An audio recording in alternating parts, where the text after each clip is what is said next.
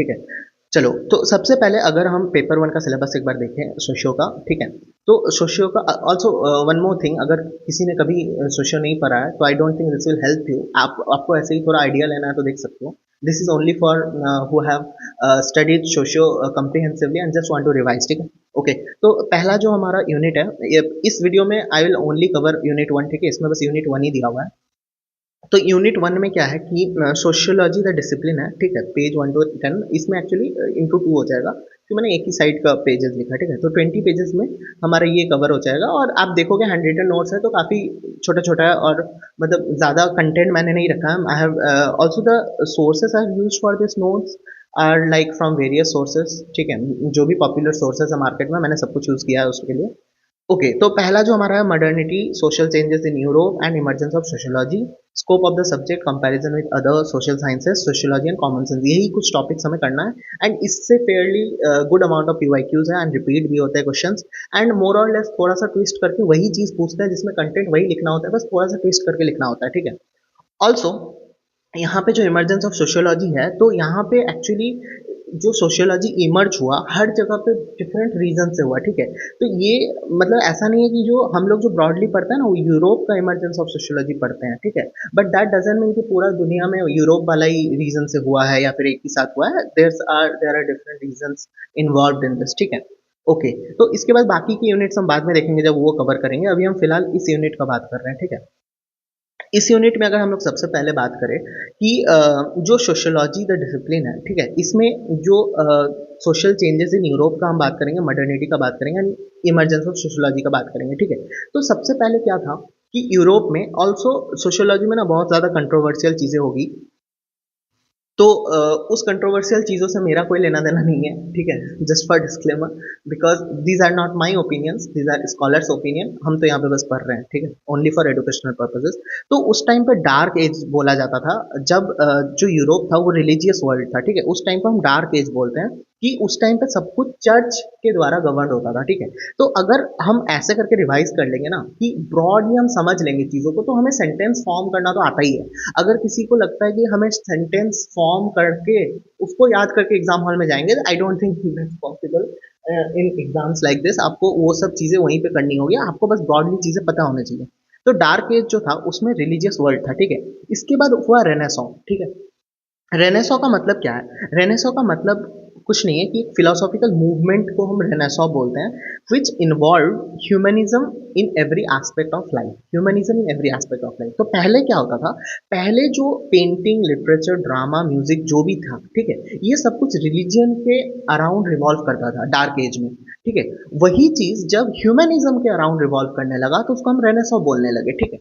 उसके बाद रेनेसॉ के बाद हुआ साइंटिफिक रिवॉल्यूशन, साइंटिफिक रिवॉल्यूशन से हुआ इंडस्ट्रियल रिवॉल्यूशन, और रेनेसॉ के एक साइड में हुआ एनलाइटनमेंट, एनलाइटनमेंट से हुआ फ्रेंच रिवॉल्यूशन, और इन्हीं सबको हम बोलते हैं इंटेलेक्चुअल फोर्सेस, और इसी को हम मॉडर्निटी भी बोलते हैं। और फिर मॉडर्निटी के बाद काउंटर एनलाइटनमेंट का भी हम टॉपिक पढ़ेंगे, जिसमें कंजर्वेटिव्स और रेडिकल ने इनको क्रिटिसाइज किया एनलाइटनमेंट को। मतलब हम डार्क एज को क्वेश्चन करके एनलाइटनमेंट बनाए, और फिर एनलाइटनमेंट को क्वेश्चन करके काउंटर एनलाइटनमेंट बन गया, और ऐसे ही सोशियोलॉजी का इमर्ज हुआ।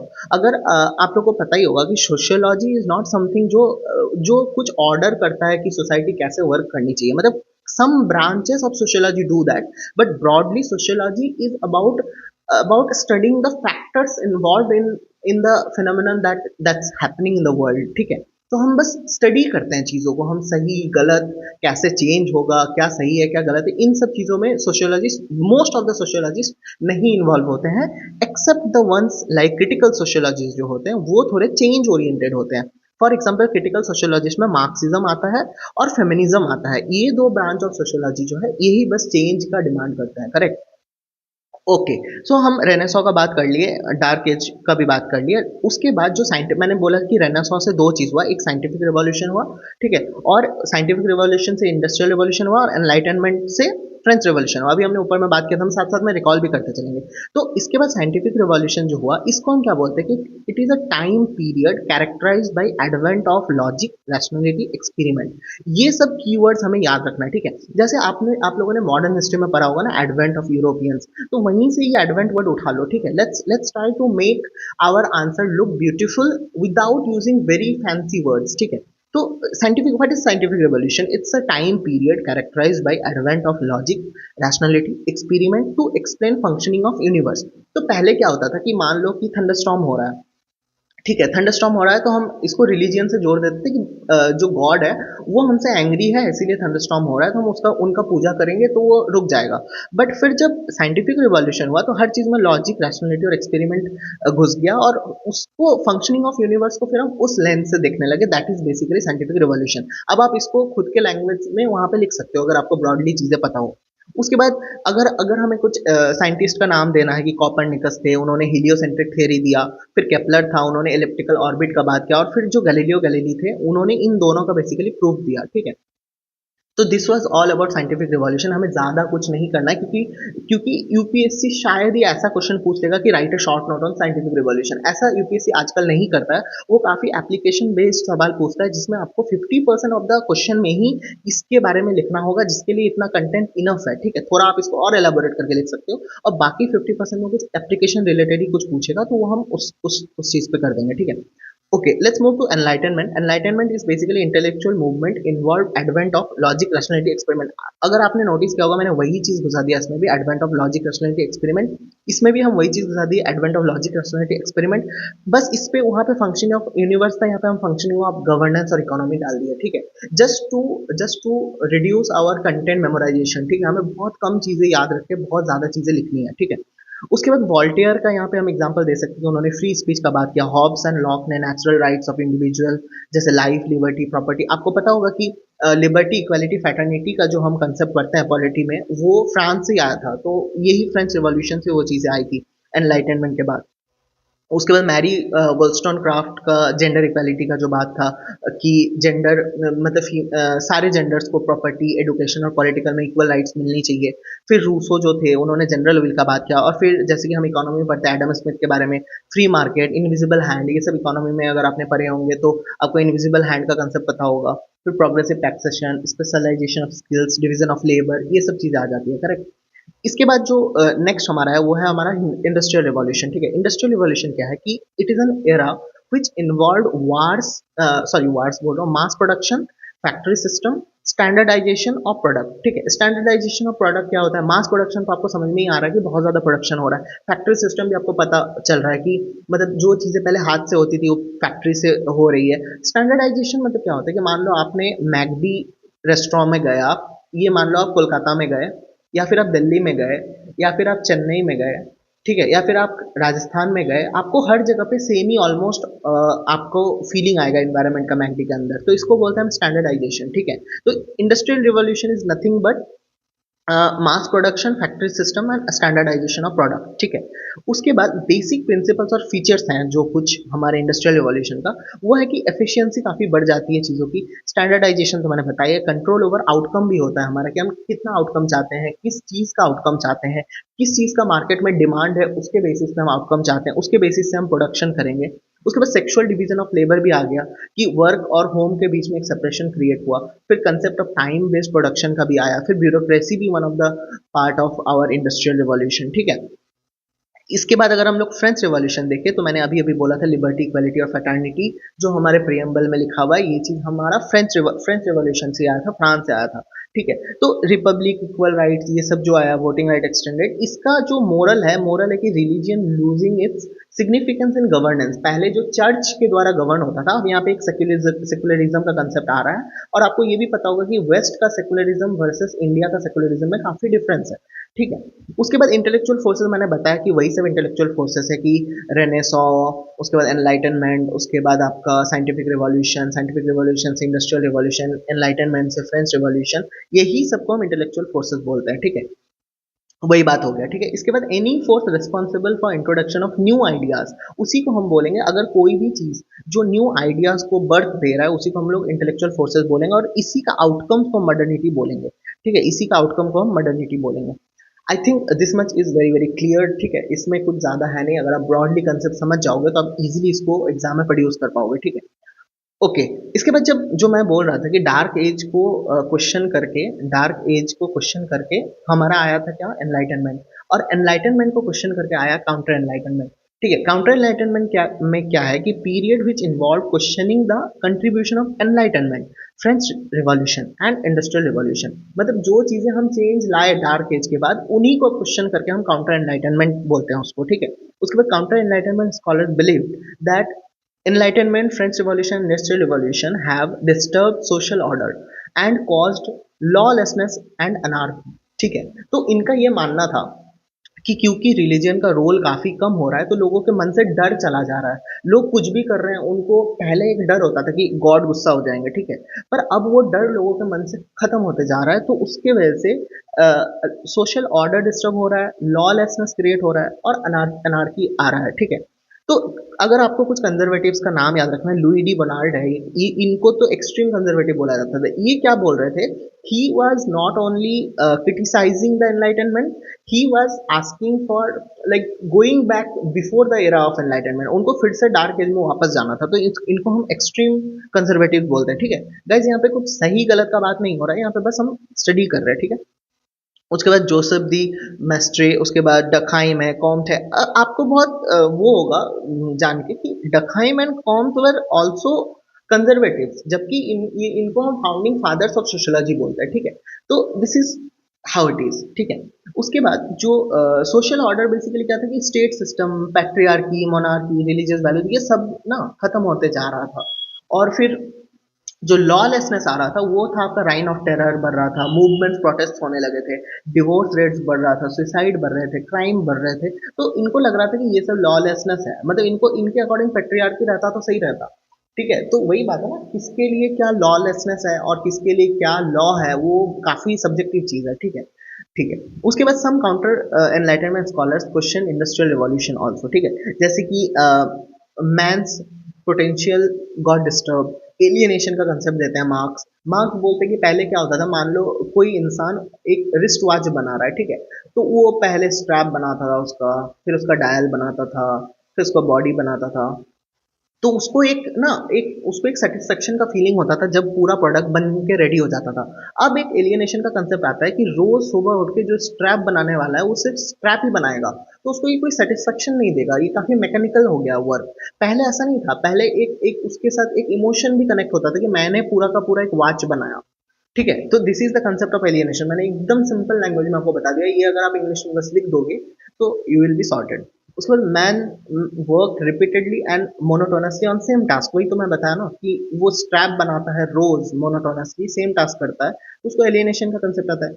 ओवर क्राउडिंग तो होता ही है उससे, ठीक है। स्लम फॉर्मेशन हो गया, क्योंकि अर्बन अर्बन एरिया में लोग मूव करने लगे फैक्ट्री में काम करने के लिए, तो इससे स्लम फॉर्मेशन होने लगा। और फिर कंसंट्रेशन ऑफ वेल्थ का कंसेप्ट बताते हैं मार्क्स। इकोनॉमिक इनइक्वालिटी आने लगा कि जो जो हम प्रोलिटेरियत, बुर्जुआजी ये सब पढ़ते हैं कंसेप्ट, उसमें हम देखते हैं कि कैसे एक एक सेक्शन ऑफ जो हमारे पीपल है सोसाइटी में, उनका उनके पास काफी कंसंट्रेशन ऑफ वेल्थ होने लगा, और एक एक सेक्शन को काफी सफरिंग्स मिलने लगा, ठीक है। तो इस this is the concept of concentration of work wealth. उसके बाद degradation of work according two marks, अगर आप सिर्फ एक ही चीज करते हो तो उससे वर्क का डिग्रेडेशन होता है, ठीक है। अगर आप पूरा प्रोसेस में आप ही अकेले ही पूरा प्रोसेस फॉलो करते हो तो उससे वर्क अच्छा होता है अकॉर्डिंग टू मार्क्स, तो वो फिर कैपिटलिज्म को बहुत ज्यादा क्रिटिसाइज करते हैं, आपको पता ही होगा ये चीज। उसके बाद जो हमारा नेक्स्ट टॉपिक था वो था ओरिजिन ऑफ सोशियोलॉजी, ठीक है। ओरिजिन ऑफ सोशियोलॉजी क्या है कि sociology as a discipline developed to study social order, social disorder और मॉडर्निटी। देखा हमने, हम सोशल ऑर्डर को भी पढ़ेंगे, हम सोशल डिसऑर्डर को भी पढ़ेंगे, हम मॉडर्निटी को भी पढ़ेंगे, और हम social illness associated with it भी पढ़ेंगे, ठीक है। तो हम पॉजिटिव नेगेटिव हम नहीं सोचते, हम ये करते हैं कि जो भी चल रहा है सोसाइटी में हम उसको स्टडी करेंगे। इसी से ओरिजिन ऑफ सोशियोलॉजी आया, ठीक है, कि क्या हो रहा है ये सबको स्टडी करने के लिए ही सोशियोलॉजी का इमरजेंस हुआ, ठीक है। और सोशियोलॉजी को हम प्रोडक्ट ऑफ इनलाइटनमेंट और काउंटर एनलाइटनमेंट दोनों बोलेंगे हम, ऐसा नहीं है कि सिर्फ इनलाइटनमेंट की वजह से सोशियोलॉजी आया, ठीक है। दोनों चीज को स्टडी करेंगे सोशियोलॉजी में, ठीक है। अच्छा, ये सब तो कुछ मैं कहीं से नोट कर रहा था, वो नॉट वेरी रिलेवेंट। इसमें एक पीवाईक्यू अगर हम देखें कि कैसे ये पीवाईक्यू हम अप्रोच कर सकते हैं, कि इससे जो पीवाईक्यू आया था कि describe how enlightenment lead to emergence of sociology. तो इस क्वेश्चन में हम सबसे पहले देखेंगे इस क्वेश्चन का ब्रॉड डिमांड क्या है। इस क्वेश्चन का ब्रॉड डिमांड है कि एनलाइटनमेंट क्या होता है और इमर्जेंस ऑफ सोशियोलॉजी में एनलाइटनमेंट का क्या रोल है। यही इस क्वेश्चन का ब्रॉड चीजें हैं, बाकी ये सब डिस्क्राइब हाउ टू ये सब हटा दो, बस इतना जानो कि इमर्जेंस ऑफ सोशियोलॉजी और एनलाइटनमेंट यही तीन हमारा इसका की वर्ड्स है।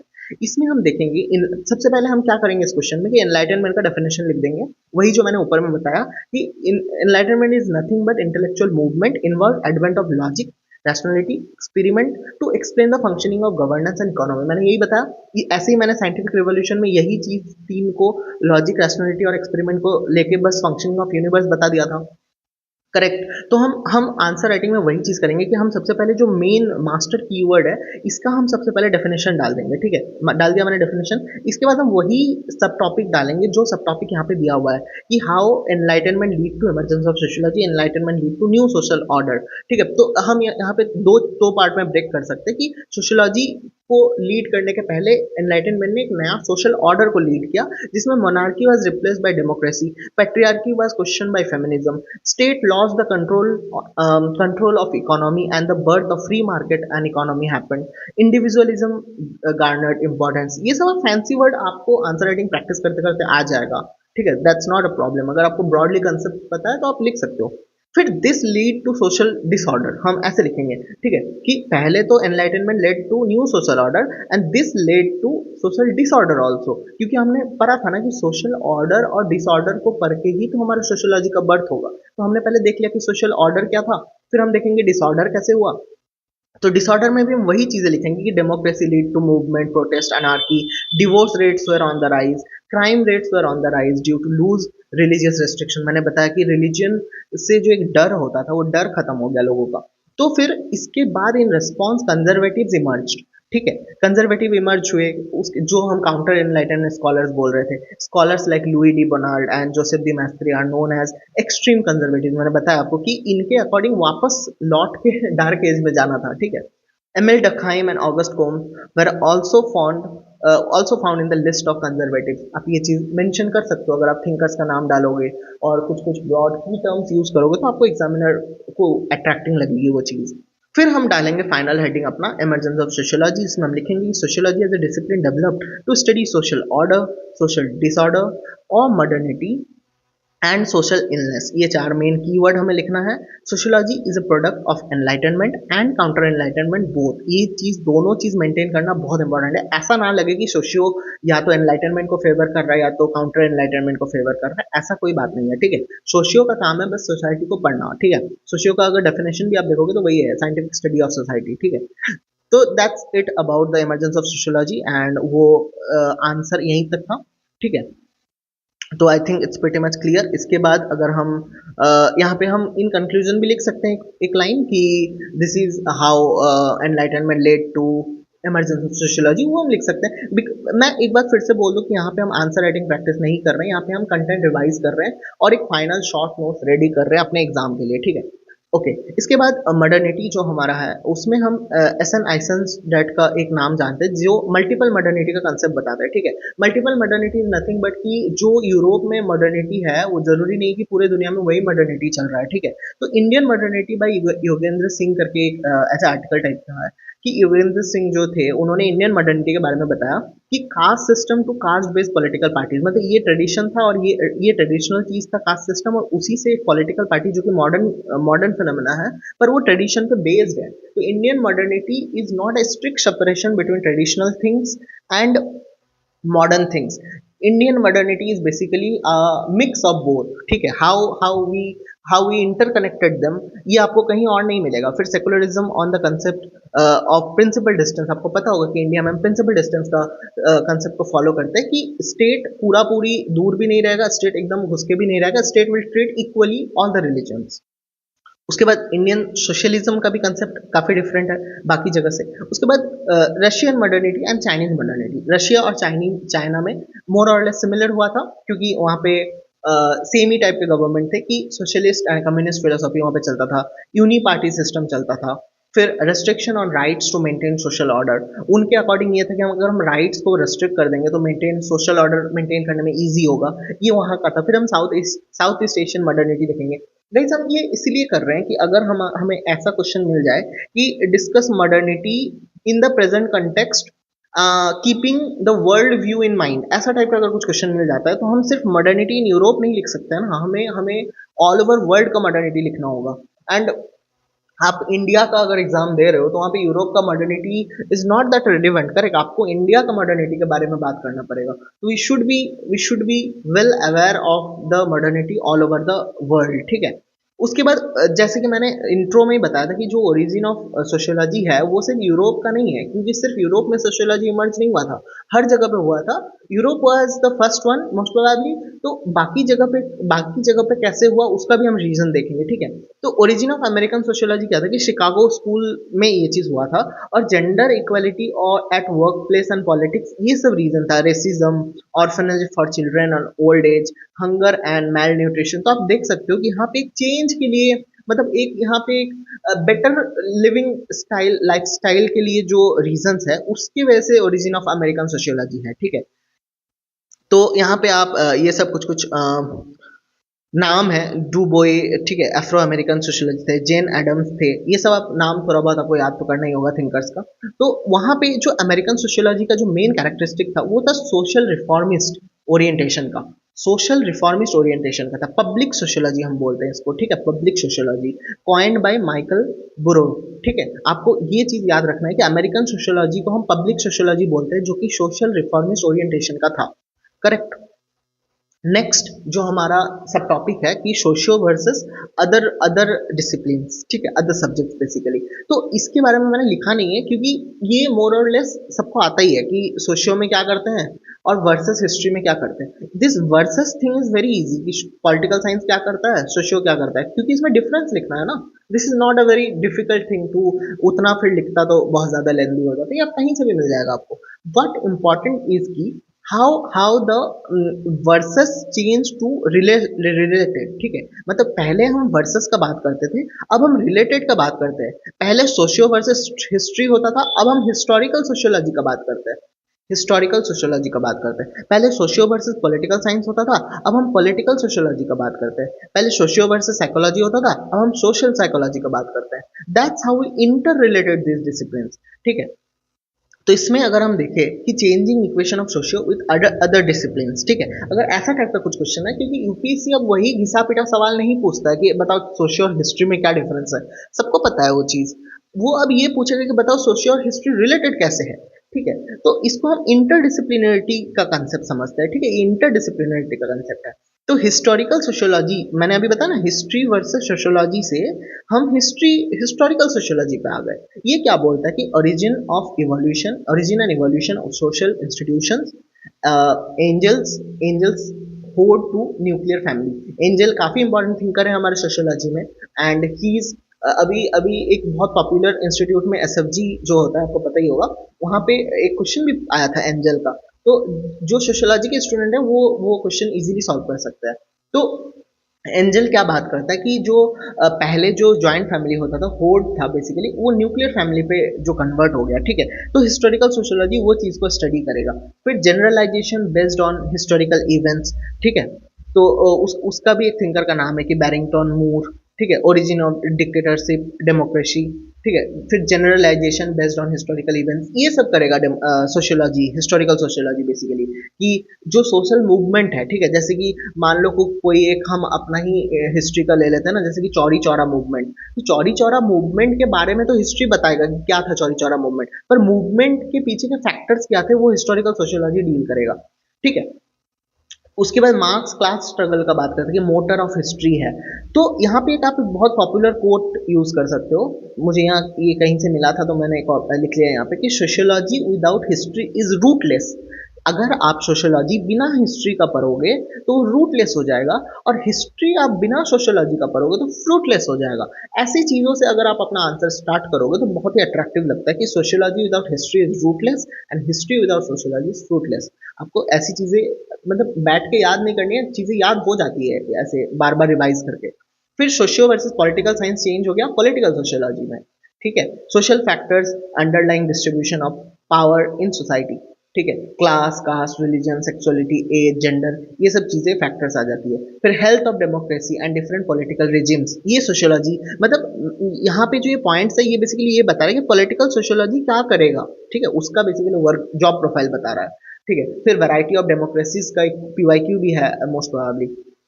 फिर सोशियो वर्सेस साइकोलॉजी से हम सोशल साइकोलॉजी पे मूव कर गए। सोशल साइकोलॉजी का जॉब प्रोफाइल क्या होगा कि study of groups and how groups influence individual behaviour. Psychology में तो हम बस इंडिविजुअल बिहेवियर पढ़ते थे, सोशियोलॉजी में हम ग्रुप कब पढ़ते थे। अब जब हम सोशल साइकोलॉजी कर देंगे उस चीज को, तो हम फिर ग्रुप्स को भी पढ़ेंगे और how groups influence individual behaviour इसको भी पढ़ेंगे। फिर स्टेटस और रोल पढ़ेंगे। स्टेटस क्या होता है कि position with duties and rights, और रोल क्या है कि set of expectation from that position. जैसे कि मान लो आपका स्टेटस है कि आप आईएएस ऑफिसर हो, तो आपका रोल क्या होगा कि हम जो चीजें आईएएस से एक्सपेक्ट करते हैं, ठीक है। उसके बाद सोशियो वर्सेस एंथ्रो, ठीक है, सबको पता है कि सोशियो क्या करता है और एंथ्रो क्या करता है, बट सोशल एंथ्रोपोलॉजी क्या करता है वो हमारा इंपॉर्टेंट है कि मॉडर्नाइजेशन, विलेज, ट्राइब्स, ये सब देखते हैं। फिर हम देखते हैं कि assimilation of tribes into main stream culture, ये कैसे हो रहा है, कैसे हम ट्राइब्स को, उनका कल्चर को मतलब एग्जिस्ट करने दे रहे हैं, along with that they are also adapting new technologies, ठीक है। तो ये काम है सोशल एंथ्रोपोलॉजी का, ठीक है। फिर मल्टी डिसिप्लिनरिटी का भी कंसेप्ट आता है, जिसमें हम मल्टी डिसिप्लिनरिटी में बेसिकली डिसिप्लिनरिटी जो होता है, जैसे कि सोशियोलॉजी हुआ एक डिसिप्लिन, साइकोलॉजी हुआ, फिलोसॉफी हुआ, एंथ्रोपोलॉजी हुआ, इनको हम डिसिप्लिन बोलते हैं। और डिसिप्लिनरिटी में दो कंसेप्ट आते हैं, एक इंटरडिसिप्लिनरिटी, एक multi disciplinarity. Interdisciplinarity is basically combining two discipline in an integrated manner. आप देख रहे हो सोशियोलॉजी और साइकोलॉजी को हम सोशल साइकोलॉजी बना दे रहे हैं, तो इंटीग्रेट कर रहे हैं ना। और इसमें बस दो ही डिसिप्लिन को हम एट अ टाइम ले सकते हैं, तो स्टडी ऑफ फिनोमेना। पर मल्टी डिसिप्लिनरी में हम क्या कर सकते हैं, कंबाइनिंग टू और more than two, sociology, history, psychology, ठीक है, सबको एक साथ लेके हम विदाउट नेसेसरीली इंटीग्रेटिंग, यही कीवर्ड है, इसमें हम इंटीग्रेट कर रहे थे सोशियोलॉजी और साइकोलॉजी को, इंटीग्रेट करके हम सोशल साइकोलॉजी बना दे रहे थे, ठीक है। पर यहाँ पे मल्टी डिसिप्लिनरिटी में हम ऐसा नहीं करेंगे, without necessarily integrating them to study a phenomena, तो वही होगा ही, फिनोमेना को ही स्टडी करना सोशियोलॉजी का काम है, चाहे आप कैसे भी करो। और मल्टी डिसिप्लिनरिटी का अब आप यहाँ पे एक एग्जाम्पल देखो, ठीक है। जैसे कि मान लो आपको मल्टी डिसिप्लिनरिटी का एक क्वेश्चन आ जाता है, तो आप वहाँ पे एग्जाम्पल जो दोगे सॉरी, आप वहां पे एग्जांपल दो क्लाइमेट चेंज का, ठीक है। क्लाइमेट चेंज को देखो कि वेरियस डिसिप्लिन्स, मल्टी डिसिप्लिन्स कैसे उसको स्टडी करता है। पॉलिटिकल साइंस क्लाइमेट चेंज के रिलेटेड क्या स्टडी करेगा कि कन्वेंशंस, प्रोटोकॉल्स, इंटरनेशनल एग्रीमेंट, ये सब करेगा। इकोनॉमिक्स क्या करेगा, इकोनॉमिक्स करेगा कि lost cost of climate change करेगा, ठीक है, कि क्लाइमेट चेंज में कितना कॉस्ट लग रहा है हमारा, ठीक है। और फिर असाइन मॉनिटरी रिस्पॉन्सिबिलिटी करेगा। फिर साइकोलॉजी क्या करेगा, कॉग्निटिव एस्पेक्ट स्टडी करेगा। इन्वायरमेंटल स्टडीज क्या करेगा, कॉजेज एंड इम्पैक्ट देखेगा क्लाइमेट चेंज। सोशियोलॉजी क्या करेगा, इन्वायरमेंटल रेसिज्म का कंसेप्ट निकालेगा। मटेरियल गोल्स में फास्ट फैशन, इलेक्ट्रॉनिक्स देखेगा। एंथ्रोपोजेनिक फैक्टर्स देखेगा। तो आप देख रहे हो कि क्लाइमेट चेंज को अगर हम इंटरडिसिप्लिनरिटी से पढ़ते तो हम शायद पॉलिटिकल साइंस और सोशियोलॉजी को पॉलिटिकल सोशियोलॉजी बना के पढ़ते, पर जब मल्टी डिसिप्लिनरिटी आता है तो हम सारे सब्जेक्ट, सारे डिसिप्लिन को यूज करते हैं to study a phenomenon without necessarily integrating them, ठीक है। समझ गए आप ये चीज भी, ओके समझ गए आप, इन द सेंस कि मैं खुद समझ गया, ठीक है। अब क्योंकि मैं ही देखूंगा ये वीडियो तो मैं खुद के लिए बोल रहा हूँ, ठीक है। I am not here to explain anyone, ठीक है। बस ये रिवीजन के लिए काफी हेल्प होगा ये चीज। और जो मैं, और एक चीज, मैं पेन एंड पेपर में इसीलिए लिख रहा हूँ क्योंकि जो टैबलेट पे जब हम लिखते हैं ना तो वो बहुत स्मूथ होता है, उसमें बहुत ज़्यादा मेहनत नहीं करना पड़ता, पर पेन पेपर में एक फ्रिक्शन क्रिएट होता है, तो उसका हैबिट होना बहुत जरूरी है। जैसे कि मैंने लास्ट टाइम पेन पेपर में ना 1 साल पहले लिखा था, ऑलमोस्ट 1 ईयर पहले लिखा था ऑलमोस्ट, तो वो हैबिट मैंने छूटते जा रहा था। अभी मैंने पेन पेपर में लिखा तो मेरे हैंडराइटिंग उतने अच्छे नहीं हो रहे हैं, स्पीड उतना अच्छा नहीं हो रहा है, तो I want to get that back, ठीक है। ओके और फिर टैब में मैं इसको स्टोर भी कर रहा हूँ, तो वो कॉपी अगर कभी खो गया नोटबुक तो भी कोई प्रॉब्लम नहीं होगा। फिर लास्ट जो हमारा सब यूनिट है, यूनिट 1 का, कॉमन सेंस एंड सोशियोलॉजी, ठीक है। कॉमन सेंस और सोशियोलॉजी में ये बहुत ही इजी कंसेप्ट है, आपको ये बुक, मतलब आपको ये पढ़ के लगेगा कि हम क्यों ही पढ़ रहे हैं, ये तो नॉर्मल सी बात है, पर वही है, सोशियोलॉजी ऐसा ही है। Sociology is not something very difficult to study, आपको बस थोड़ी बहुत मतलब इंटीग्रेसिस को समझना होगा, ठीक है। ओके तो कॉमन सेंस अगर हम देखें और सोशियोलॉजी को देखें, कॉमन सेंस क्या है, body of knowledge concern with opinions, judgements, biases, opinions, judgements, biases, ये भी एक बॉडी ऑफ नॉलेज ही है। आप मान लो कहीं पे एक लोकेशन है कोलकाता, आप मान लो कोलकाता में बचपन से 20 साल स्पेंड कर देते हो, तो आप जो इंसान बने that is out of common sense. आपको वहां पे रह रहे के जो ओपिनियन, जजमेंट्स और बायसेस आपके बने, वही आपके कॉमन सेंस हो गए। पर सोशियोलॉजी क्या करता है? सिस्टमेटिक एंड साइंटिफिक बॉडी है of knowledge concern with data and experiment. Sociology को ओपिनियन, जजमेंट, बायसेस से कोई मतलब नहीं है, उसको डेटा और एक्सपेरिमेंट से मतलब है। एग्जाम्पल अगर हम देखें कि कॉमन सेंस का एग्जाम्पल क्या है कि crimes committed by psycho, morally deficient और पुअर पीपल। अगर आपको कॉमन सेंस भी पूछा जाए कि क्राइम कौन करता है, तो आप बोलोगे जो पागल होते हैं, या तो जिनका मोरल बहुत खराब होता है, या तो जो एकदम गरीब लोग हैं वो करते हैं। पर सोशियोलॉजी क्या करेगा? वो डेटा निकालेगा, वो निकालेगा डेटा और देखेगा कि data on crimes is collected and findings are publish, और वो देखेगा कि व्हाइट कॉलर क्राइम बहुत ज्यादा है as compare to other crimes. White collar crime क्या होता है? जैसे कि insider trading, money laundering, tax evasion, ये सब का तो मतलब भी नहीं पता गरीबों को। आप समझ रहे हो? ये सब का तो मतलब भी नहीं पता गरीबों को। तो देख रहे हो कि आप आपको कॉमन सेंस से लग रहा था कि गरीब क्राइम करता है, बट यहाँ पे देख रहे हो अमीर भी क्राइम करता है। तो this is the difference of common sense and sociology. आपको जो सोशल फेनोमेना लग रहा है कि अच्छा ये तो इस वजह से हो रहा है and that is because of your common sense, may be अगर आप सोशियोलॉजी के अकॉर्डिंग देखोगे, डेटा कलेक्ट करोगे और फिर उसका कंक्लूजन निकालोगे, तो यू विल फाइंड कि जो हमें लग रहा था वो एक्चुअली ट्रू नहीं है या फिर पार्शियली ट्रू है। ठीक है, पर कॉमन सेंस क्या करता है? Common sense gives us a head start कि जैसे कि मुझे लगा कि पुअर पीपल क्राइम करता है, तब ना आप पुअर पीपल का डेटा निकालोगे, पुअर और रिच का। तो कॉमन सेंस के बिना भी आप सोशियोलॉजी नहीं कर सकते, आपको कॉमन सेंस चाहिए कि अच्छा क्राइम हो रहा है तो शायद गरीब लोग करेंगे, अब सोशियोलॉजी का रोल आएगा। यहां तक आप कॉमन सेंस से पहुंच गए, अब सोशियोलॉजी का रोल आएगा कि आप पुअर पीपल और रिच पीपल का डेटा निकालोगे कि कौन ज्यादा क्राइम कर रहा है, किसका ज्यादा अमाउंट ऑफ मनी का क्राइम हो रहा है। ठीक है, उसके बाद women women are emotional and men are emotionless, ये बहुत पॉपुलर कॉमन सेंस है। ठीक है, पर सोशियोलॉजी क्या करेगा? Sociologist will study socialization pattern for men and women and confuse role of family, religion and media। Family, religion और media कैसे मेन और वुमेन को डिफरेंट बनाता है इन शेपिंग जेंडर। समझ रहे हो आप? ये चीज आ जाता है। तो sociology common sensical view point से स्टार्ट करके एक साइंटिफिक कंक्लूजन निकालता है। That is the role of sociology. Sorry, तो हाँ ये बता रहा था मैं। इसके बाद अगर आपको और डिफरेंसेस चाहिए, जैसे कभी कभी पूछ लेता है यूपीएससी ये क्वेश्चन, पीवाईक्यू है ही ऑब्वियसली, कि common sense knowledge is local and temporal. मान लो आप दिल्ली में 10 साल रहे, ठीक है, तो आपका एक कॉमन सेंस डेवलप हो गया। फिर आप चेन्नई में जब 10 साल रहोगे, फिर आपको चेन्नई में एक डिफरेंट कॉमन सेंस होगा। तो लोकल होता है कॉमन सेंस, टेम्पोरल होता है। फिर दिल्ली वाला आपको गलत लगेगा, फिर चेन्नई वाला सही लगेगा, फिर आप चेन्नई से फिर कोलकाता चले जाओगे तो फिर आप फिर चेंज हो जाएगा वो चीज़। करेक्ट? फिर sociological knowledge is universal and generalization. Sociological knowledge जैसे मनी लॉन्ड्रिंग, अगर मैं दिल्ली के कॉर्नर पे बैठ के मनी लॉन्ड्रिंग पे फैक्ट्स निकाल लूँ, डेटा निकाल लूँ और उसका कंक्लूजन निकाल लूँ, तो ऑल ओवर वर्ल्ड में वो चीज एप्लीकेबल होगा। ठीक है, यूनिवर्सल है ये, जनरलाइजेशन का कंसेप्ट आता है। Common sense is local and temporal. ठीक है, we put blames on individuals for their failures.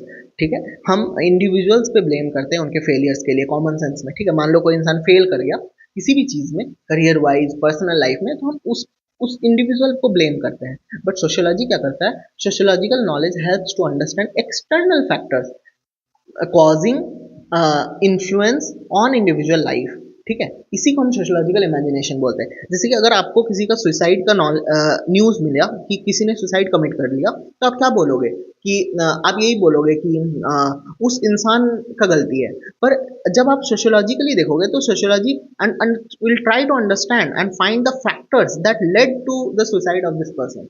उस इंसान को गलत नहीं ठहराएगा सोशियोलॉजी, सोशियोलॉजी सोसाइटी को गलत ठहराएगा। ठीक है, कॉमन सेंस में हम ये भी देखते हैं, we don't have capacity to study different organs and their functioning.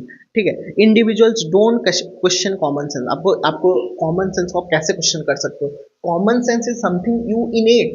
ठीक है, आपका वो मतलब आप वो नर्चर होते हो, आप कॉमन सेंस आपके ब्रेन को नर्चर करता है, आपके थॉट्स को नर्चर करता है, आप उसको क्वेश्चन नहीं कर सकते हो। ठीक है, कॉन्शियस को क्वेश्चन नहीं कर सकते हो आप। पर जब आप कोई कुछ डेटा कलेक्ट करोगे तो वो क्वेश्चनेबल होगा ही ऑफ कोर्स। तो सोशियोलॉजिस्ट इंक्वायर कॉमन सेंस। ठीक है, ठीक है, उसके बाद अगर हम देखें कि relationship between common sense sociology में हम सबसे पहले अपोजिशन तो देख लिए, ठीक है। रिलेशन का मतलब ऑलवेज रिमेंबर कि it's not just opposition, relation का मतलब अपोजिशन भी होगा, रिलेशन भी होगा। तो हमने अपोजिशन तो देख लिया, कॉमन सेंस वर्सेस सोशियोलॉजी। अब हम देखेंगे sociological knowledge becomes common sense with time, ठीक है। मान लो अब हम सोशियोलॉजिकली निकाल लिए कि कोई एक कंक्लूजन हम निकाल लिए सोशियोलॉजिकली, वो अब विद टाइम जब बीतेगा तो 10 साल बाद फिर वही कॉमन सेंस डेवलप हो जाएगा। फिर उस टाइम तक सोशियोलॉजिकली फिर कुछ और फैक्टर निकल जाएगा, समझ रहे हो।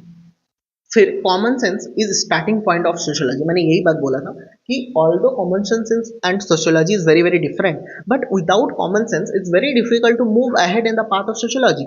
आपको पता, आपने कॉमन सेंसिकली सोचा कि क्राइम पुअर लोग करते हैं, फिर आप जाके देखें कि पुअर करता है कि नहीं करता है, ये हुआ सोशियोलॉजी। पर यहाँ तक पहुंचने के लिए आपको कॉमन सेंस चाहिए ना, आप रैंडमली क्या चीज का रिसर्च करोगे, ठीक है। That's the point. फिर सोशियोलॉजिकल इमेजिनेशन के बारे में सी राइट्स मील्स जो है उन्होंने लिखा है कि an ability to express social forces governing individuals life, ठीक है। जो जो सोशल फोर्सेस है, सोसाइटी, सोशियोलॉजी विल समहाउ और अदर डायरेक्टली और indirectly try to study the social forces behind all the social phenomenon, ठीक है। सोशियोलॉजी इज ऑलवेज से कि कुछ ना कुछ तो सोसाइटी में ही फैक्टर है जिसकी वजह से कोई भी सोशल फिनोमेना हो रहा है, ठीक है। ही डिस्क्राइब टू की टर्म्स, पर्सनल इशू और पब्लिक इशू। सी राइट मिल्स का बात हो रहा है। पर्सनल इशू में को बायोग्राफी बोलता है वो, पब्लिक इशू को हिस्ट्री बोलता है। पर्सनल इशू में होता है कि सुसाइड ऑफ इंडिविजुअल, और पब्लिक इशू क्या होता है, सुसाइड रेट राइजिंग, ठीक है। पर्सनल इशू में क्या होगा, divorce of individual. Public issue में क्या होगा, divorce rate rising. Personal issue में क्या होगा, crime of individual. Public issue में क्या होगा, क्राइम रेट राइजिंग। समझ रहे हो आप, दो चीज अलग अलग हो रहा है, ठीक है। ओके इसके बाद इसका अगर हम लोग एक लास्ट क्वेश्चन देख ले, क्वेश्चन में क्या है कि Europe was the first and only place where modernity emerge. मैंने ये चीज और कमेंट लिखा हुआ लास्ट में 2021 का 10 मार्क्स का। मैंने आपको ये चीज बोला था कि जैसे जैसे हम जो Europe is not the only place, correct. और मॉडर्निटी भी यूपीएससी अगर पूछेगा तो हमेशा चाहेगा कि इंडिया से लिंक करके कुछ पूछे, ठीक है। आफ्टर ऑल आप ऑफिसर इंडिया का बनने वाले हो ना, तो दैट्स हाउ इट इज। फिर हम जैसे कि हमारा स्ट्रेटेजी था, जैसे ही हमें क्वेश्चन मिलेगा मास्टर कीवर्ड को आइडेंटिफाई करेंगे। Europe was the first and only place where modernity, modernity हमें मिल गया मास्टर कीवर्ड, और यूरोप है सेकेंडरी कीवर्ड, ठीक है। First and only place are also secondary keywords, ठीक है। तो मॉडर्निटी को लेकर हम कंसर्न है अभी, ठीक है। तो सबसे पहले मॉडर्निटी का डेफिनेशन लिख देंगे। Modernity is a value system characterized by traits like individualism, equality, democracy, free market, science and tech. बस क्लियर, एकदम सिंपल सी डेफिनेशन, कुछ याद नहीं करना है इसमें, सीधा सीधा लिखो। Modernity is a value system characterized by traits like individualism, हम मैंने बोला था कि रिलीजन से हटके इंडिविजुअलिज्म में आ गए, इक्वालिटी पे आ गए, डेमोक्रेसी पे आ गए, फ्री मार्केट पे आ गए, साइंस एंड टेक पे आ गए।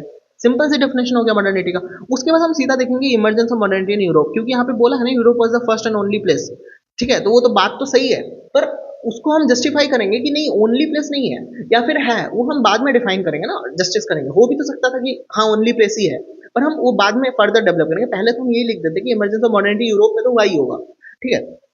तो हम सबसे पहले देखेंगे intellectual forces a major role to play, ठीक है। इंटेलेक्चुअल फोर्सेज हम लिख देंगे ऐसे करके एक डायग्राम बना के कि renaissance, scientific revolution, enlightenment, French revolution, industrial revolution, ये सब इंटेलेक्चुअल फोर्सेज था जो मॉडर्निटी लाया यूरोप में। फिर हम डालेंगे अपना सब हेडिंग कि is Europe the first and only place. फिर हम लिखेंगे modernity is as a value system is of varied nature and not homogeneous. मैंने यही चीज बताया कि मॉडर्निटी यूरोप में कुछ है, इंडिया में कुछ है, रशिया में कुछ है, चाइना में कुछ है, साउथ ईस्ट एशिया में कुछ है, तो it can't be homogeneous, correct, it is heterogeneous.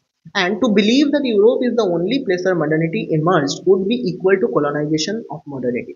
आपको ऐसे थोड़े सुंदर करके लिखना होगा कि मजा आ जाए पढ़ के और कन्वे भी हो जाए शॉर्ट में, ठीक है। फिर आप मल्टीपल मॉडर्निटी का कंसेप्ट डालो, ठीक है। कि एस एन आइंस्टाइन, ये हमने पढ़ा अभी कि डिस्क्राइब मल्टीपल मॉडर्निटीज। इंडियन मॉडर्निटी क्या था, भूटानीज मॉडर्निटी क्या था, फिर dependent modernity of Latin America. फिर ऐसे करके आप 3-4 पॉइंट डालो और फिर कंक्लूजन लिखना बहुत मैंडेटरी है। अगर आप कंक्लूड नहीं करोगे ना तो वो आंसर कंप्लीट नहीं लगेगा, चाहे आप कितना भी अच्छा पॉइंट लिखो। तो to conclude modernity is not European, rather universal phenomena, it transforms in different social contexts, ठीक है। तो modernity is not European concept, modernity Europe में हुआ था, ठीक है, but it's not European, rather universal phenomena, ठीक है। And transforms in different social context. अगर आप एक चीज नोटिस करोगे कि यही कंक्लूजन था उस क्वेश्चन का आंसर, पर पर क्योंकि 30 वर्ड में नहीं लिखना है आंसर, इसीलिए हम 120 वर्ड और लिखे 150 वर्ड में, 30 वर्ड में ही हम आंसर दिए। यही चीज तो पूछा था एग्जामिनर ने कि is Europe the first and only place where modernity emerge, हम वही लिखे, no modernity is not European rather a universal phenomenon, it transforms in different social context. इतना ही लिख के तो बात खत्म हो सकता था, पर क्योंकि हमें 150 वर्ड लिख के पेज भरना है तो हम वहां पे उतना सारा बकवास किए। मुद्दे की बात तो बस इतना ही था।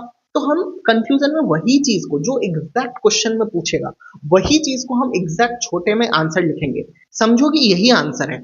ठीक है, और यहाँ पे आप तरह तरह की चीजें लिखो जो भी आपके पास कंटेंट अवेलेबिलिटी है। एक और अगर हम लोग क्वेश्चन देखें कि from the view point of growing multidisciplinarity how do you relate socio with other social sciences, 2021 का क्वेश्चन है 10 मार्क्स का। ठीक है, अब यूपीएससी ऐसे नहीं पूछेगा कि सोशियोलॉजी और हिस्ट्री का डिफरेंस बता दो, इसीलिए हमने इंटरडिसिप्लिनरी पर रखा है। ठीक है, ऑब्वियसली हमें पीवाईक्यू से हिंट मिलता है हमें क्या करना है नहीं करना है। ठीक है, और पीवाईक्यू हम सारा लिखेंगे बैठ के। सोशियो के लिए टेस्ट सीरीज से बहुत ज्यादा इंपॉर्टेंट है कि आप सारा पीवाईक्यू लिखो बैठ के, जो कि हम प्रीलिम्स के बाद जो 80 दिन मिलेगा उसमें इजीली कर लेंगे। बस हम कंटेंट से सॉर्टेड हो कि हम बस एक दिन में पूरा सोशियो रिवाइज कर सकते हैं। ठीक है, उसके बाद मल्टीडिसिप्लिनरिटी इज कंबाइनिंग। तो यहाँ पे क्या क्वेश्चन था कि from the view point of growing multidiscipline, आपको मास्टर कीवर्ड मिल गया कि मल्टीडिसिप्लिनरिटी हमें देखना है। How do you relate socio with other social sciences.